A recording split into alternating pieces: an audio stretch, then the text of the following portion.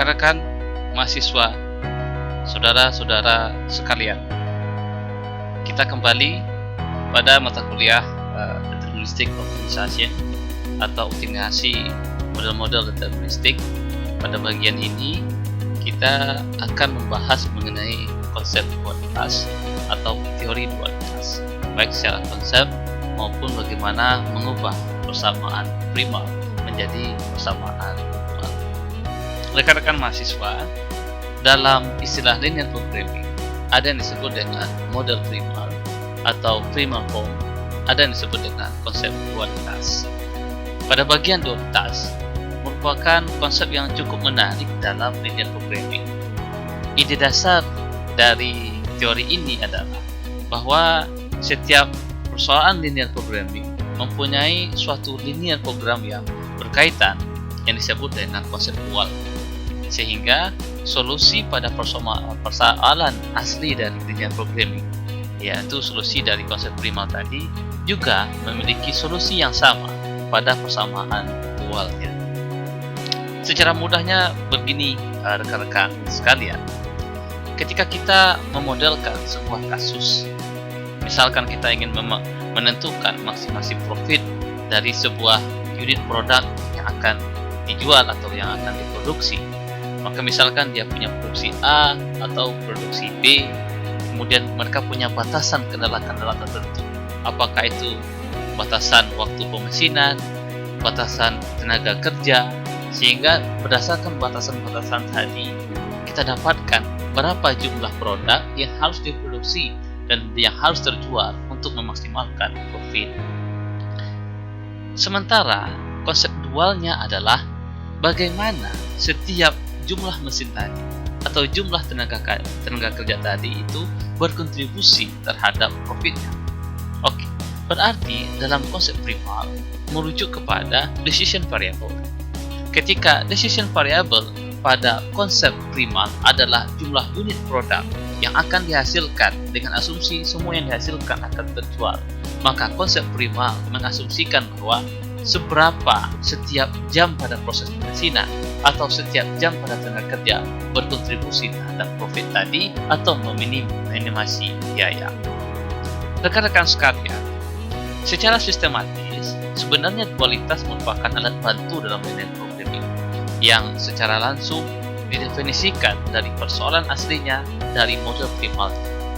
Dari kebanyakan pelakuan linear programming, dualitas sangat tergantung pada kendala, kondisi optimal, dan kondisi optimumnya.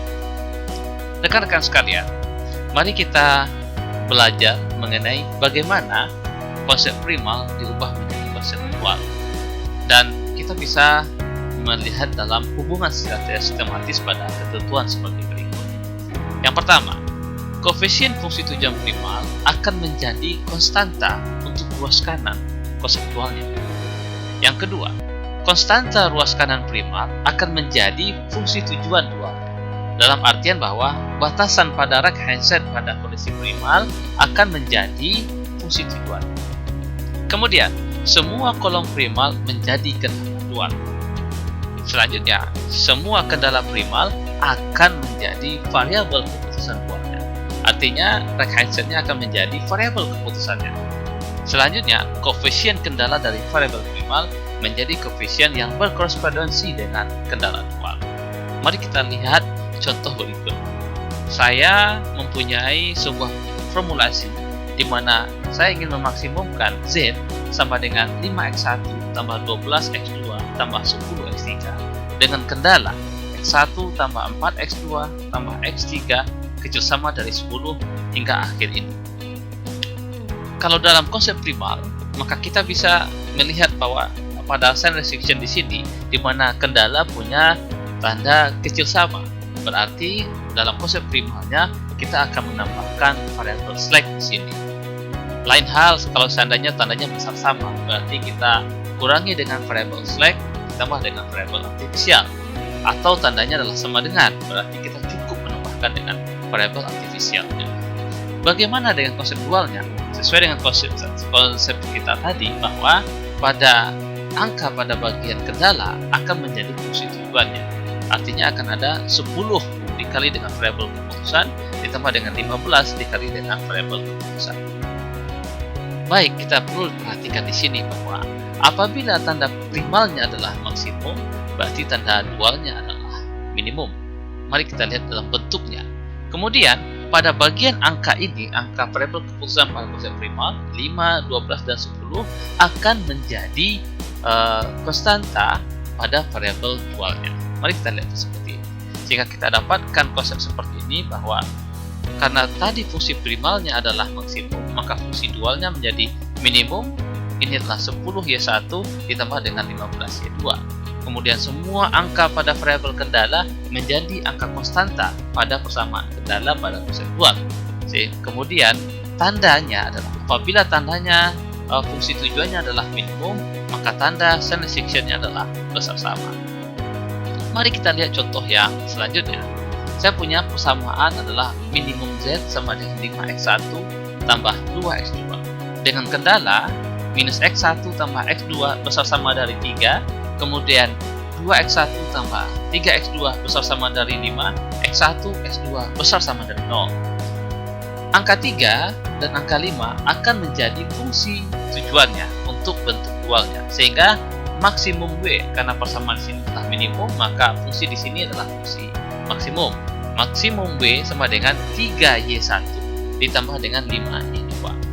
Kemudian angka semua pada variabel akan menjadi konstanta pada kendala dualnya, di mana minus Y1 ditambah dengan 2Y2 kecil sama dari 5. Apabila fungsi dualnya adalah maksimum, maka standard deviation-nya adalah kecil sama. Kemudian yang perlu diperhatikan adalah apabila x1 dan x2 bagian di sini adalah besar sama dari 0, maka y1-nya adalah besar sama dari 0 dan y2-nya adalah besar sama dari 0. Yang perlu diperhatikan di sini adalah apabila standard deviation-nya adalah di sini adalah besar sama, maka kuncinya adalah juga besar sama. Hal yang perlu diperhatikan pada bagian ini adalah contoh berikut ini, bahwa saya punya kendala bahwa maksimum mempunyai sebuah formulasi maksimum Z 5x1 tambah 12x2 tambah 4x3. Dengan pada kendala ada tanda yang kecil sama dengan dan besar sama untuk semua bagian x1, x2, dan x3. Rekan-rekan sekalian, perlu diperhatikan apabila tanda kendalanya yang akan menjadi fungsi tujuan adalah 8y1 tambah 8y2 tambah 10y1, maka 10y1 tambah 8y2. Apabila tanda pada kendala ini adalah sama dengan, maka tanda standardization untuk y2 adalah unrestricted atau tidak bertanda. Kemudian y1 adalah besar sama dengan 0. Fungsi maksimum, maka fungsi dualnya adalah fungsi minimum. Sehingga kita bisa dapat sebuah kesimpulan seperti ini. Apabila fungsi tujuannya adalah maksimum, maka fungsi tujuan pada fungsi dualnya adalah minimum, dengan kendala semua kendalanya adalah besar sama. Kemudian apabila standar primalnya adalah minimum, maka fungsi tujuannya adalah maksimum, dengan standard deviation adalah kecil sama. Satu lagi tambahan bahwa apabila pada fungsi primal standard deviation-nya adalah sama dengan, maka fungsi dualnya untuk variabel keputusannya adalah unrestricted atau tidak bertanda. Demikian rekan-rekan sekalian, semoga pada bagian ini dapat dipahami dengan baik. Selamat belajar dan terima kasih.